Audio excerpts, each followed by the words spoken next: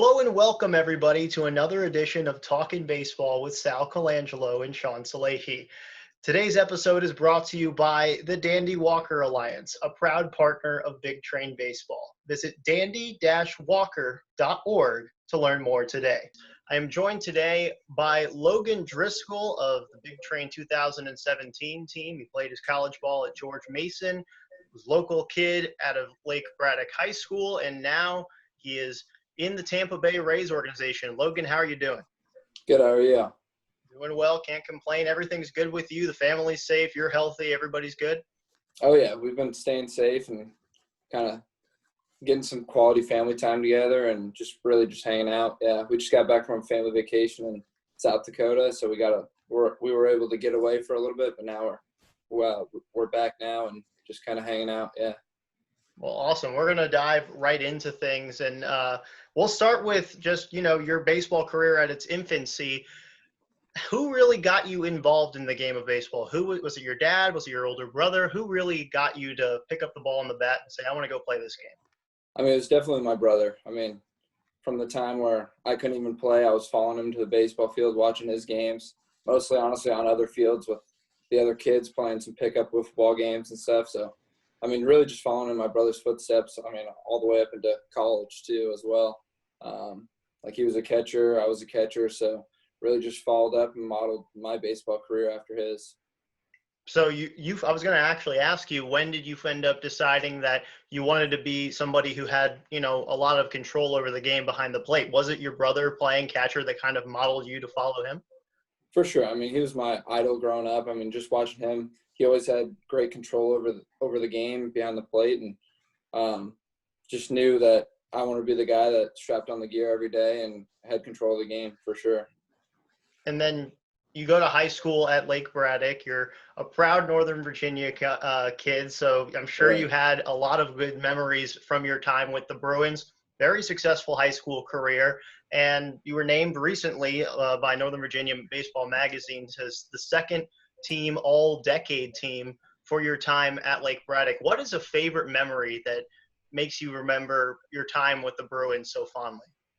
Oh, I think my favorite memory, I think it came from my senior year. We're playing in like spring break, and we were losing to Georgetown Prep. And, just playing private schools, it's kind of a little rivalry that we don't get to do too often. And we were down by like 7 or something. And we ended up coming back, and I was able to come up with the bases loaded and was able to hit a walk-off grand slam. So that was honestly one of the most like bone-chilling experiences I've ever had, and something I'm really grateful for. Yeah, for sure.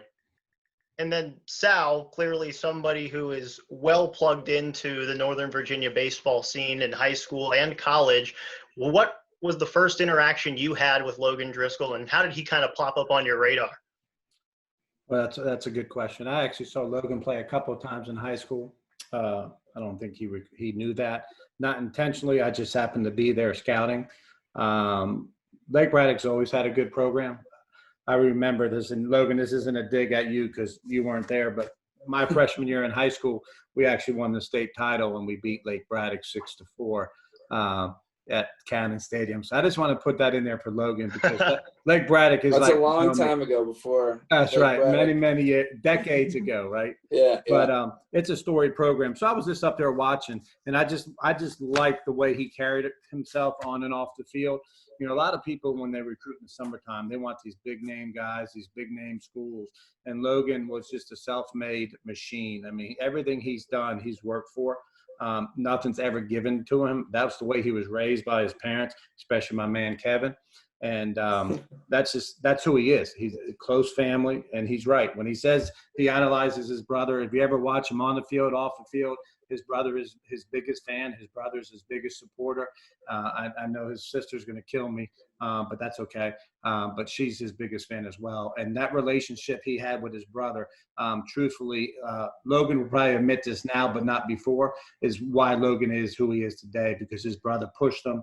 I'm sure he beat him up before Logan got a lot bigger, but toughened him up. And, those are the qualities that he went by. And he went to Mason, and everything else, takes care of itself. But, yeah, so that's who Logan is. when you clearly went to Mason, you were following your brother, and you end up hitting, back to back in the order. And there was a lot of, I'm sure, fun times that you had for both you and your family, just getting a chance to have local kids stay home, play with his older brother. I mean, was there a negative about George Mason? It sounds like the perfect scenario for you to start your college career in such a welcoming environment with a teammate who you know better than anyone else. Oh yeah, I mean, they really set me up to have a really successful career at Mason. I mean, I love Skip. I love the coaches.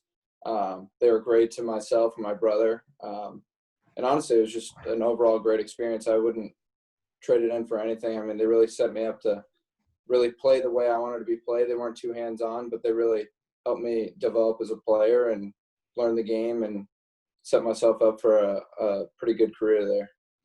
Mason has a great reputation of developing people. Over the years, they have a long, rich history of coaches. Bill Brown has done a great job bringing in, coaches, and then he's losing them as they get promoted to general managers of the Kansas City Royals or, head scouts, JJ and them. But Mason, if you look at their track record, it's pretty impressive. Those that are high-round draft picks, and I don't expect anything less from Logan, because when he gets there, I'll be there that first day. Just like my brother Mike and Shaun Camp and Chris Wedger and all those guys, Lina Goldberg. I mean, I can go on and on. Played with them, played against them. Logan has what they have, and it just goes to show you can go to George Mason, which is a small Division I school, as we know, in Fairfax, Virginia. They're going to find you. If you perform on and off the field, you make the right decisions and choices, you respect the game, you respect your family, you respect yourself, you're going to do big things. So that's Logan. And then after your freshman year, which you played very well, you end up going to Bethesda, and now you're playing under Sal. Tell me about what the first impression you had of Sal as a coach. How was he different from other coaches that you had in the past? I mean, Sal's just there to, he's almost one of the guys. I mean, obviously he's the manager and all, but I mean, he's there having fun with the guys, and just knew it was a great environment to play under. And I mean, it's probably one of my favorite summers of baseball that I've ever had. Yeah. And your power kind of took a bit of an uptick in that summer as well, which I thought was really impressive, considering that you had 3 home runs your freshman year with a metal bat, and then you go to summer ball, you're playing with a wood bat, and you're cranking off 7 home runs. Was there an adjustment made? Was it just, hey, I really like having a stick of lumber in my hand? What was the difference there? I mean, honestly, Sal kind of had me playing. I started out playing a lot of third base there, which was something I hadn't done in a long time. I mean, he asked me, hey, can you play third base? And really, I'd never played third base, hadn't touched the infield at Mason that year. And I said, yeah, I mean, I can try. And I think playing the corner infield really allowed me just to kind of focus on my hitting and my approach, and allowed me to save some energy. Unlike when you're behind the plate, you kind of all your energy kind of goes towards controlling the game and calling the pitches, because I mean, if I don't do a good job behind the plate, then I'm not setting up the rest of the team. So not playing behind the plate really helped me develop a good hitting approach, and one that I carried on through the rest of my career. And then Sal, was it hitting that you primarily saw Logan trying to improve that summer? What was your goal for him to develop as a player? Well, first of all, one of the reasons I took Logan was because of his leadership.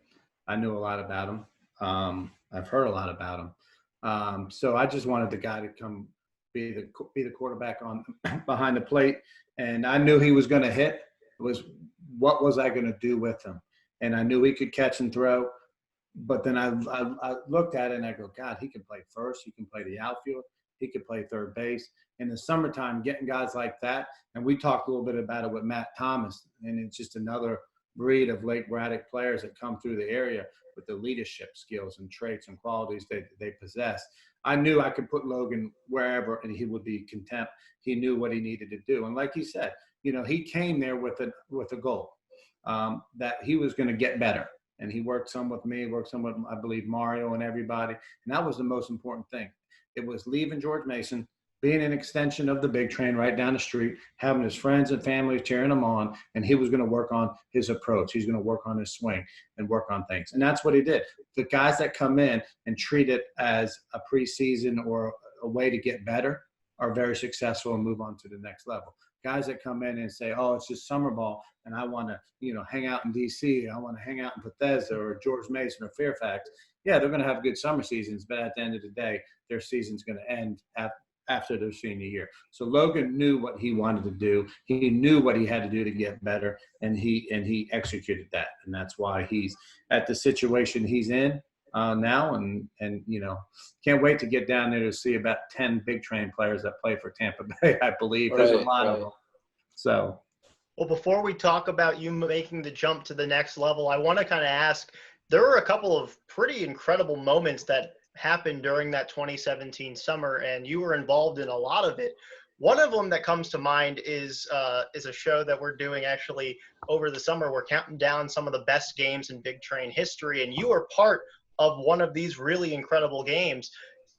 I mean, this 15-inning marathon that you had against the Alexandria Aces, you end up walking with the bases loaded to bring in the tying run. What is it like to play in a game that just takes that long? It was over 4 hours long. I mean, that's a grind. Yeah. I mean, honestly, you kind of go numb to the game. You get to the point where you're in like the 11th, 12th inning, you're like, this thing's never going to end. Like someone's got to budge, and it just keeps on going. But, I mean, in those moments, you just kind of step back and be like, wow, like I'm lucky to be doing this, really. I mean, it's a battle going back and forth. It's really rare to have that long of a game. I think we even had another long one against the DC next Rays day. Too. What, the next day, right? Yeah. And then we went down to North Carolina the following day. We played 30 innings in like 2 days. Wow. I was wiped, yeah. Yeah. But, I mean, those games are nuts. I know in that Aces game, I think someone hit – there's runners on, I think, and someone hit a short hop line drive and hit off the lip, and that was before, like, the field kind of turned over and they put the nice grass in the infield, and it took a lip and it hit me right in my throat where my chain is. And I remember I had the chain imprint on my throat, and Coach G I remember. talks about it all the time. And he's like, I can't believe you didn't topple over after that one. And then I'm sitting there in the 15th inning. I was like, dang, should have let this ball go by. We wouldn't be here right now. But no, it was great. Definitely one of the funnier moments of our season. I remember I think it was either 3 extra inning games. I think one was 10, 15, and then 10. Yeah. It was like 30 plus innings, or maybe it was 40 in like 3 days. It was something ridiculous. It was nuts. We won all 3 games. And I know how I felt as a manager, just mentally drained, making changes and thinking and just trying to keep everyone safe and healthy. I'm going, oh my God. And now you got to play that game. You got to play back to back. They got a little taste of what pro ball's like. So that was just phenomenal. It was a great game. Kurt Bursett did a great job with Alexandria, and that night we just came out on top. And I thought we were going to be there till 2 a.m. Is that kind of what makes you realize that you really are having a fun time during summer ball? Is when you're in some of these like really long, drawn out games that don't, for being honest, don't mean anything in terms of your career wins and losses, but they mean a lot in your development. You grow a real bond with the guys that you're playing with. So, I mean, does it kind of give you a chance to reflect when you go through things like that for a summer ball team and make it through the other side on top? Oh, for sure. I mean, like those games, you're in there just laughing with your buddies. Like guys are making jokes about whatever, like the game continuing on. And I mean, I've developed some great friends from that team, still in touch with a bunch of the guys. And like Sal said, I mean, it even sets you up for playing those drawn out games back to back. It really kind of gives you a little glimpse of what pro ball is about, because once you step out of this, you get drafted and you go into a short season, you're playing games every day and you have 3 off days the whole summer. So you're just playing game after game. And you had road or bus trips in between those. I mean, you're really fatigued, and those long 15-inning games kind of give you a little glimpse of what it really is to be a professional baseball player. Yep. And now the baseball, the time in Bethesda is over. You go back to George Mason. Again, incredible season. Go up to the Cape, have yourself a good season up in that summer league. And then you come back, have another fantastic year at Mason, and you are now the highest drafted player in the history of George Mason's program.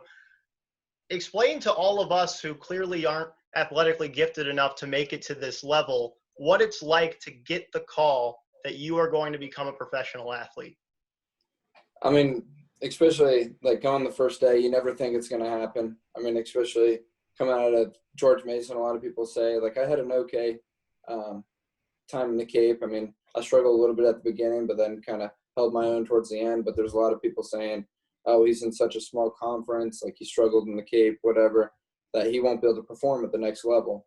But I mean, the Padres believed in me, and when it came down to it, that it was around midnight when I finally got the call. I mean, I was in complete disbelief. It was one of the most bizarre and fulfilling feelings that I've ever had in my life. And I had some buddies there. We actually were watching it at my house. But we ended up leaving because we were like, all right, it's time for bed. Like, we're going to head back to my apartment. And we get back there, and then my agent gave me a call and said, hey, like, we're talking to the Padres, just like stay on the phone. I had a pretty good relationship with the area guy from the Padres, and just getting the call from him, he's talking me through it. When my name pops up on the screen, it was just the most unreal, surreal experience ever. Yeah.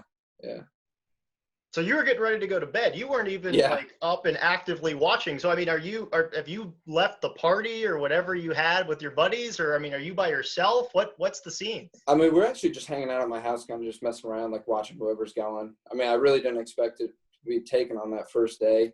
So we're getting back. I'm a little hungry, so I grabbed like one of my teammates. He actually played for the Aces, Daniel Brooks. He had a pack of donuts, so I'm eating a donut. And then I get the call from my agent. I literally just chuck the donut at him, like splatters all over the place. And I get on the phone with my agent, and then he hangs up like, hey, just stay on the line, like cross your fingers. And then I'm like, give me that donut back. It's lucky. But I was just hanging out with a few of my guys from Mason and my girlfriend. And then the call finally came through. Yeah. And then who was the first person that you called after getting that call? Well, I felt bad for my family because I wasn't there. So my girlfriend actually got them on the line. And so they're on FaceTime watching me on the phone and stuff. So they were all there. So pretty much the call was made, but then just having so many people reach out and just congratulate me was really, really cool. And then, Sal, you've had players make it to the highest level of the game that have gone through Bethesda.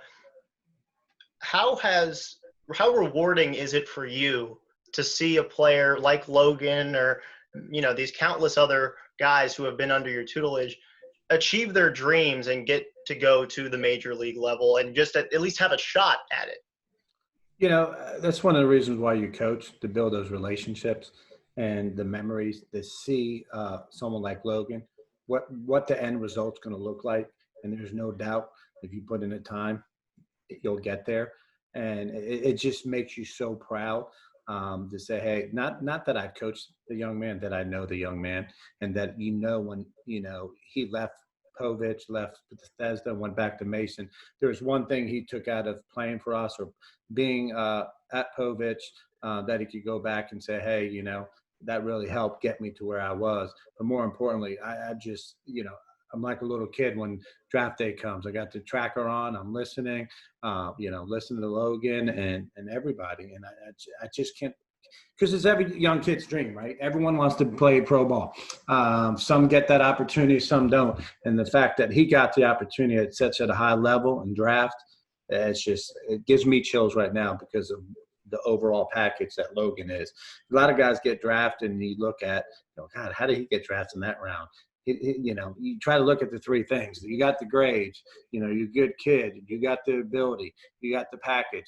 Logan had the package. Logan had the ability, and he was a great kid, and that's a testament to Kevin and his mom. And so, I can't be so happy. The hardest thing for me is, do I text him now? Do I call him now? Do I wait? When do I call him? Maybe I'll call McKenna or call Kevin. Like, when do I call him? And just because I'm so happy, because I know how bad he wanted it, and to see it happen, and it's surreal and it's reality. It's awesome. I will be the first one there in Tampa Bay or wherever he's at when he gets called up to the big. I can promise you that. I'll probably be playing with his girlfriend because I'm gonna get there, but I'll be there. Yeah. That's awesome. Well, Logan, you get the call, you get drafted, and now you're on your way to short season ball. You're playing in Tri-Cities, and you have, to make a couple of adjustments right off the bat. 4 games into your pro ball career, you end up suffering a bit of an injury, and that kind of sets you back. There's already so many things that get thrown at a young baseball player who's just entering the professional level. What did it take for you mentally to get over another hurdle that perhaps you weren't even expecting that early on? Right. I mean, for sure. I mean, I was 4 games in, and I pulled my quad when we were doing some base run and stuff before the game. And then once I got in the game, I tried to kind of get through it. And right when I went to run, I pulled again. And so, I mean, that was one of the hardest things I've had to deal with, just because you're coming in and you want to make a good first impression, and then getting hurt right away is always a little kind of red flag. But I was able to work through it. I mean, it just kept on pulling and pulling. So I had like 3 or 4 setbacks, and it took me about a month and a half to get back. And in those times, it's just hard because guys are like, is this guy like real? Is he going to be a contributor? Or is he just like a waste of a pick or whatever? And I mean, that weighs on you a little bit, but I was able to use that time, and I got with the hitting coach, the trainers, just to kind of give myself the best chance to, when I get back, to perform at my best. And I was able to use that time to really simplify my swing, kind of pick out some things that I was doing wrong, and really hit the ground running once I got out of that. Yeah, I mean, clearly you were able to make the most of what was an unfortunate situation. It ended up batting .279 in your time in Tri-Cities once you came back. And really, I wanted to ask, there's so many differences between the college and pro game, but a lot of them have been talked about at length, and you probably expected going into minor league baseball. What was one thing that you were kind of surprised by that you didn't expect to have to experience? I mean, playing every day, you always think it's going to be like, okay, like that's going to be hard. But like just the overall fatigue of having 14-hour bus rides and having to play that day, that's one of the hardest things. But also, like, the game does speed up a little bit, especially coming from whatever, George Mason, the A-10. Just seeing like the arms, especially in the outfield, guys have cannons for arms. So you really have to watch out when you're trying to stretch that single into a double of what you're doing. But just seeing like the caliber of talent really is a step up. And especially like when I was injured, I'm like, wow, like these guys like really getting to watch the game. It's like, wow, this is special. Yeah. And then when you're looking at these 14-hour bus rides, this is one thing that I have always wondered. What is the secret to trying to sleep on a 14-hour bus ride? What is the secret to trying to pass that time, whether it be to catch up on some lost hours of sleep or stretch or something? Because, I mean, that's a long time on a bus. Yeah, I mean, that's still something I really haven't figured out yet. I mean, you got to find a good buddy that you're okay with being a little close to, because, I mean, especially in short season, you got a pretty full roster. You got all the staff. So we were all stacked up. Everybody had a seat buddy. So usually someone would slide underneath the seats and sleep on the floor. That was usually me, just because I could stretch out a little bit more. Yeah, but it's definitely one of the harder things to master in pro baseball, for sure, is trying to get the sleep on the bus. Yeah. I know some guys have actually, are you putting anything on the floor? Is it? So I bought like a huge blanket, so I kind of just like cocoon it up, you know. But I know like some of the lighter kids have put like hammocks in the aisle and like attach it to the headrest, and we'll sleep in the aisle. Yeah, in a little hammock. But yeah, it's definitely one of the tougher things. Yeah. Yeah, I mean, I clearly can't imagine trying to sleep on a 14-hour bus ride. And it's not like it's just happening once, a summer, once when you're going to a non-conference opponent that's farther away. This is all the time. Again, you end up getting to do a lot of damage when you get a chance on the field. You're playing center field, you're playing behind the plate, you're kind of rotating around a little bit. What was the expectation that you had in terms of what you wanted to improve on going into your first season of pro ball, and how do you feel you met those expectations? I mean, for sure, like the one thing that I needed to really improve on was just my setup and pretty much everything behind the plate. And Riley Westman, the catching coordinator with the Padres, did a great job of really helping me develop. And I'm really grateful for the tips and really the time that he put in with me. And to develop me as a catcher. And I brought all that information with me, and it's really, really helped me to develop, not just with the Padres, but into the Rays too. And then, yeah, I mean, we'll get to that clear change of teams in a little bit. But there's two things that I wanted to ask you about, two moments that you experienced last summer, late summer, early fall. One was, I'm not sure if you have seen the video. There is a video that went viral on Twitter of you going up to bat, and there is somebody in the crowd that is heckling you and saying, the quote is, I believe, and it's maybe a second later, the ball makes contact with the bat and you send an absolute rocket over the right field fence. Whether or not you remember that moment in particular, do you hear those kinds of people from the crowd, especially in smaller ballparks in the minor leagues? And does that affect you? Does it give you motivation, or do you just try to block it out? Oh, trust me, I remember that guy. He must have been there the night before because I botched a catcher pop or something like that. And I remember him too. What's that? I remember him too. Oh yeah. But I mean, I was pretty well aware of hearing him yell, because I kind of, once I crossed home plate, I gave him a little salute to him. But yeah, I mean, usually you block him out. I mean, in that moment, I was able to hear a guy yell, but usually, I mean, that's just what people come to the ballpark to do. It's to watch baseball, give guys a hard time. And I mean, I just didn't expect it to happen at my home stadium. So when there's 20 people in the stands, but yeah. That's right. But it was funny. Everyone had a good time with it, and the video kind of circled around a little bit, but yeah, it was good. And that was late on in your time with Tri-Cities. You finished your time in short season A. Now you head to the Arizona Fall League. First of all, what was going through your head when you hear that you get a chance to be a part of the Arizona Fall League, where some of the top players and top talents in all of these pro clubs, minor league systems, get a chance to compete against each other? I mean, that was one thing that, I mean, I never really dreamed of, and never thought I would get the opportunity to do this early in my career. So I kind of jumped at the opportunity, obviously, just to, even if I didn't even play, it was a great opportunity to pick the brains of some kids that have had some serious success and that are highly sought after as like the highest prospects in the MLB. So it was definitely a really great experience being there, and one that I'm really grateful for. And clearly you didn't waste any time making an impact. Most people dream of, whether it be their first at-bat of a season or their first at-bat on a new team, to just, make an impact, make a statement, show the guys in the dugout that, hey, I belong, and, I'm somebody who's to be reckoned with.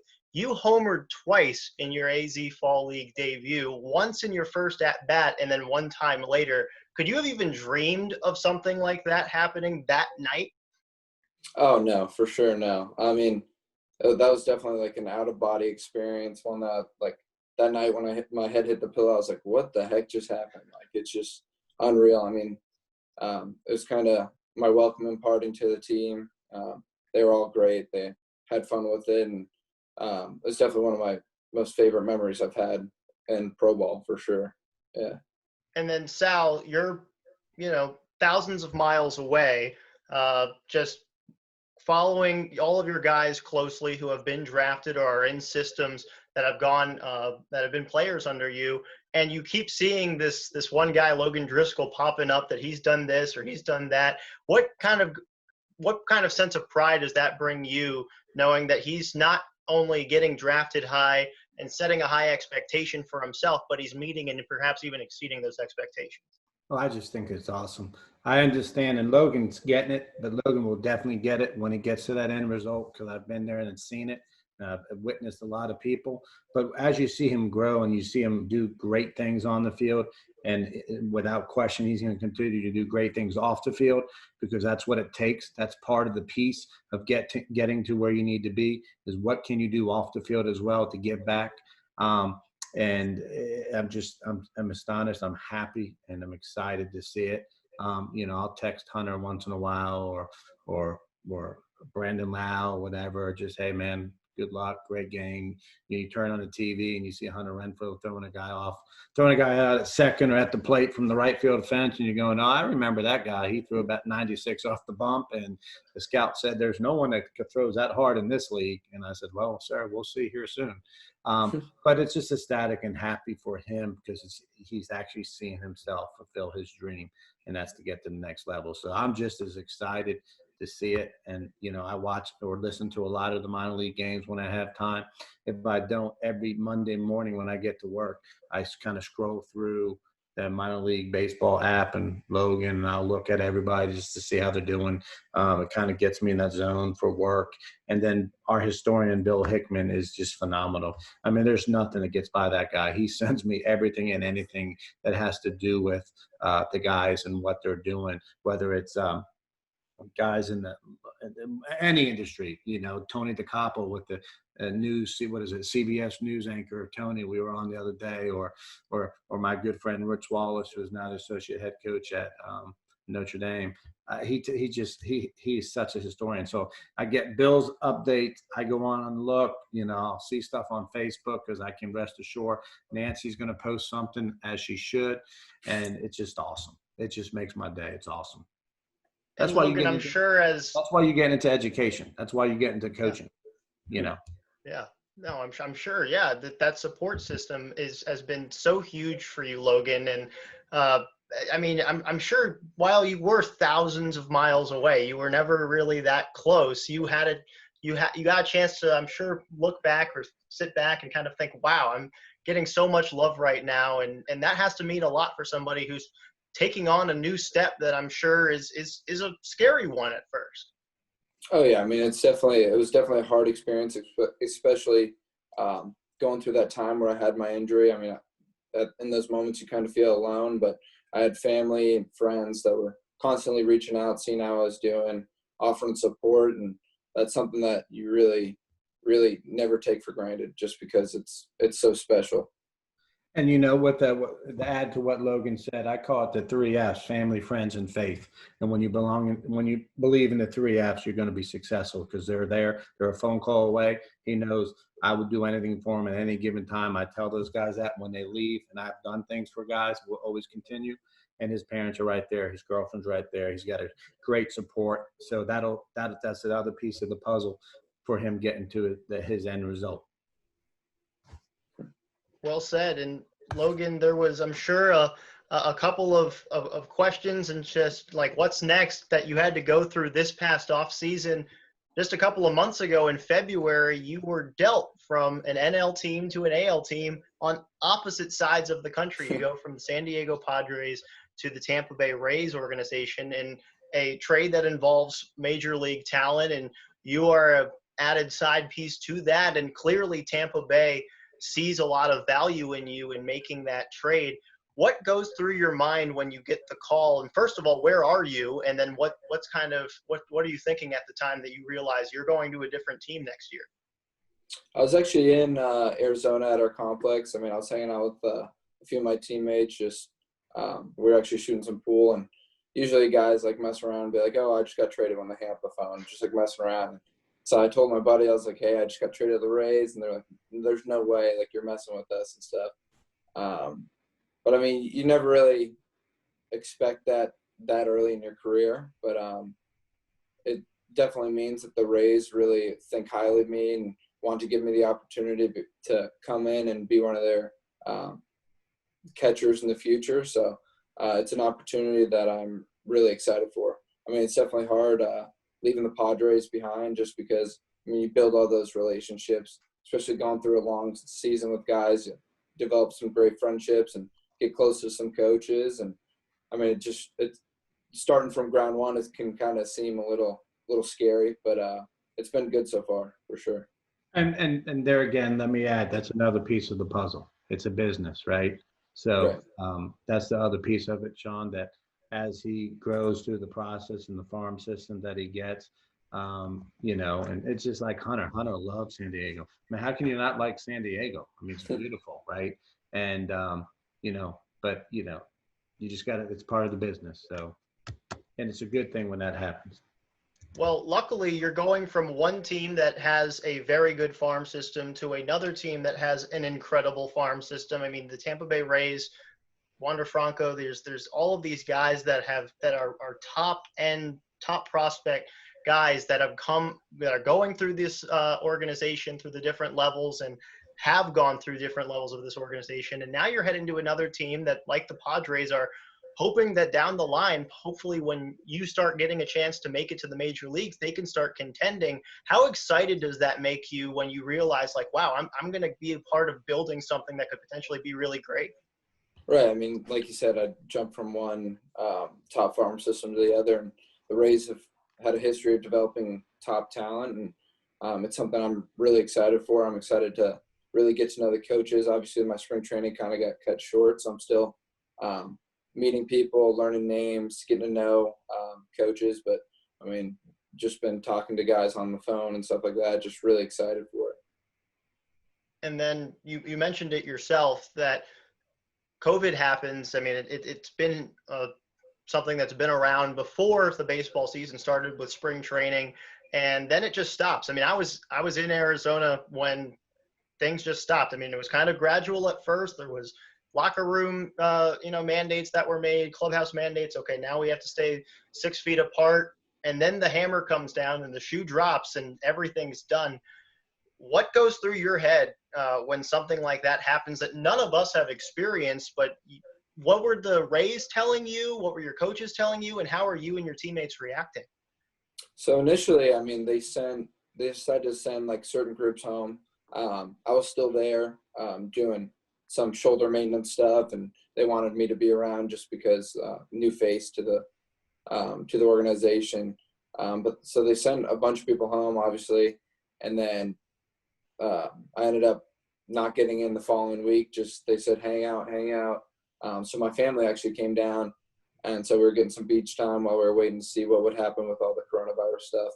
And then they finally dropped the hammer, like you said, and sent everyone home. I know some of the kids from other countries weren't able to go back, so they were staying in the team apartments and stuff like that. But I was just lucky enough to be able to be with my family, make the drive back up, and be home and be safe. And has there been any interaction between you, or communication rather, between you and the club, whether it be coaches or anybody kind of giving you an idea? Obviously, there is a big dispute between the major league players and player association and the league in terms of when baseball was going to come back. They've come to an agreement. It finally happened, and today the 60 player pools were announced for every club. Minor league baseball has not officially been canceled yet, but everybody is kind of left in the dark as to what's to happen. Do you have any insight? I mean, not right now. No, I mean, most of the talk has been just more developmental stuff, just working with coaches, talking to some players, and just really building better team chemistry within the groups, like the catching groups and all that. But as far as getting the minor league season going or whatever, I really don't have too much insight into that, unfortunately. And then, I mean, that's absolutely fair. It was kind of just more like, hey, I mean, do you know anything that we don't? Right. When it comes to just being an athlete during these times, it I can imagine can be very difficult. It's very difficult to be anybody right now, but you had access to facilities when you were with the organization, then gyms start closing and stuff like that. So what kind of maybe off the wall stuff were you doing to try to stay in shape and just keep your body right? So, at a moment's notice, whenever things do kick back in, you'll be ready. I mean, honestly, I was pretty lucky. I mean, I had pretty much everything I need. I had people lend me weights, and my brother was throwing me BP almost every day. So I was able to really stay in shape, and was more lucky than most people, because I have a few teammates that were in New York, and obviously they're pretty much on house arrest up there. And so, I mean, really grateful for that. I was able to still work out and stuff like that, but definitely better off than most. And then finally, I mean, Sal and Logan, when you look at your journey up to this point, you've gone through a lot, you've overcome a lot. This is just kind of another chapter in the book. What do you think you have been able to do during this time that gives you a better, that you'll be able to look back and say, wow, you know what, putting it all in perspective, I think I'll be able to make it through this. And I think I was able to grow during this time. I think one of the things that you learned is, one, first and more importantly, is to slow down. You know, we're on a go, you know, and I'm sure Logan just got back from South Dakota. It's a definitely slower pace. You tend to slow down. Two, I think you realize what's important in life and what matters the most, because I think sometimes you forget about that. So I truly believe that puts things in perspective. And then three, really cherish the game of baseball that you could lose one day, and really understand it could be your last at bat. And so this is just an eye-opening for Logan and all the guys. You know, they will be back on the field. They will be resilient, and I can't wait to see them. But I think those are three things that has taught me. You know, it's taught me I'm competitive. Logan knows that I'm competitive, and you know, not being on the field and, you know, with the big train is, man, it's hard. But it enabled me to spend more time with my family, spend time with the girls, spend time with friends, spend time with Logan, came by the house, do things that I probably would have had the ability to do if I was coaching full time. I am coaching a little bit this summer. We got practice tomorrow and a scrimmage at 9 at South County, but it puts things in perspective, how to really, you know, to value life. So that's kind of what I took out of the whole thing. And I just hope things get better for my student athletes, all student athletes in the state of Virginia, so they can get back on the field safely and continue to follow their dreams like Logan did. I mean, I agree with Sal. I mean, he really made some good points, just really slowing down and connecting with family and friends, and really just using your network and connecting with people differently than you would if you were able to see them face to face. I mean, you're really dedicating time to meet with people, and some people that you might not even be in touch with on a regular basis. But I mean, that's been great. And also, I mean, it was a great point saying, hey, like, you got to cherish baseball. And seeing teammates, close friends getting released in this time, it really makes you cherish and really like appreciate the game, and really look forward to getting back out there. I mean, I was out messing around at South County today, and I heard the cheers from a softball game that teams are finally getting going. That really made me miss playing out there and making a good play or whatever, and having the fans go crazy. But definitely just not taking for granted anything that you really have. I couldn't say it better myself. Logan, thank you so much for joining us tonight. I know it's been a crazy couple of months for you, and it's been a crazy year for you, both on the diamond and off the diamond. So I really appreciate you getting the chance to just take some time to talk baseball with Sal and I, and best of luck to you and your career going forward. Yeah, thank you. Thanks, Logan. Say hi to your mom and everybody. We'll get together. I will. We'll be at South County tomorrow about 7:30 in the morning if you want to come by. All right, sounds good. Yeah. All right, buddy. Take care. All right. Bye-bye. So, yeah. Take care. That'll do it for this episode of Talkin Baseball. We'll see you guys later.